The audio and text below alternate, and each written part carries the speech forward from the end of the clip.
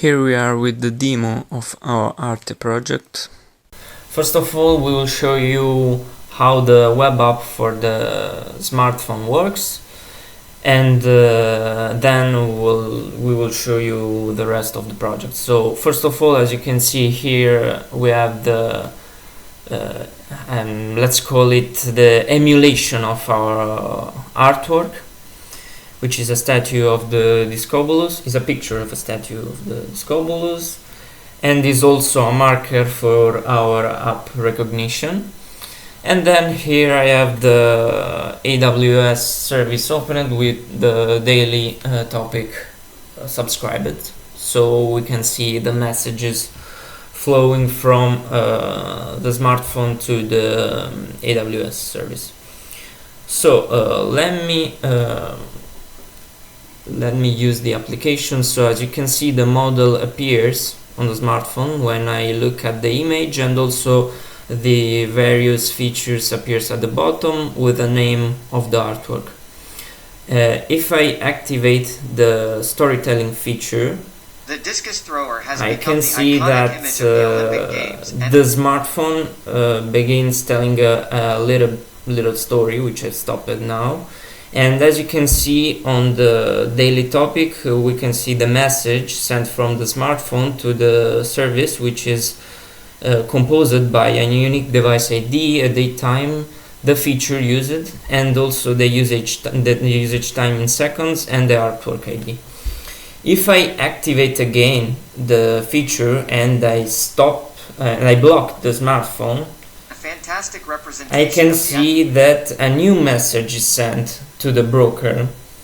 That's because we implemented a feature that sends a message when the phone goes into the idle mode.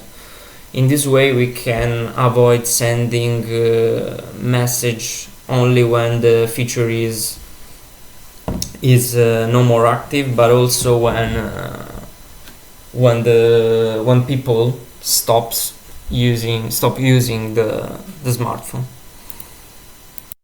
What you can see here is a dashboard of the ARte Web App. It addresses the museum managers, is accessible via browser, and has the main goal of display data collected by the boards in the ARte Web App.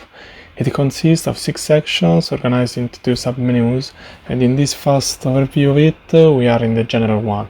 Here, the museum manager can see statistics about number of visitors of the museum, the income of it, and so on, the usage of the ARte Web App in history, and the analytics of visitors in history again, through this simple chart.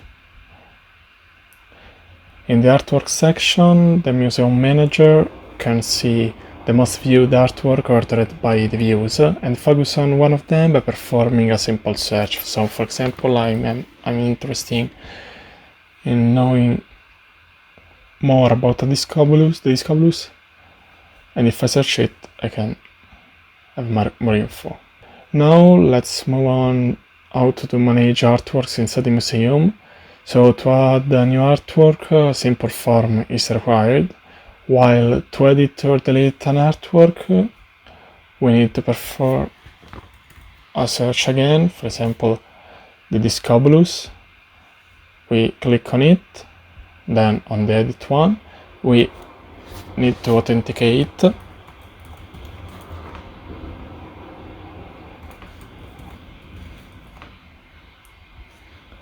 And after that, we can, for example, change the room in which the artwork is placed.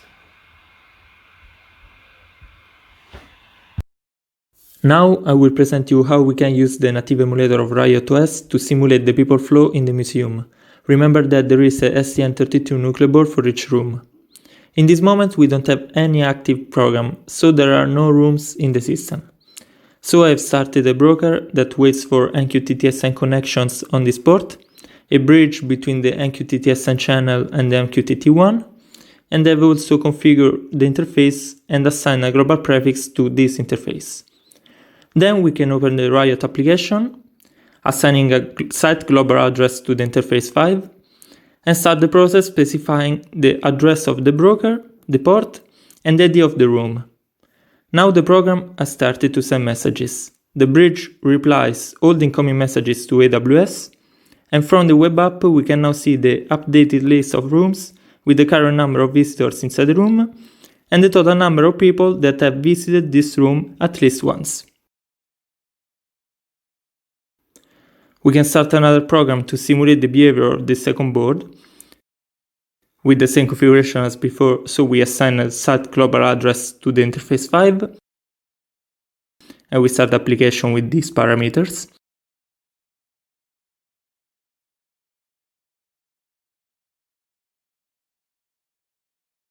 And now the list is updated with this new room and these values.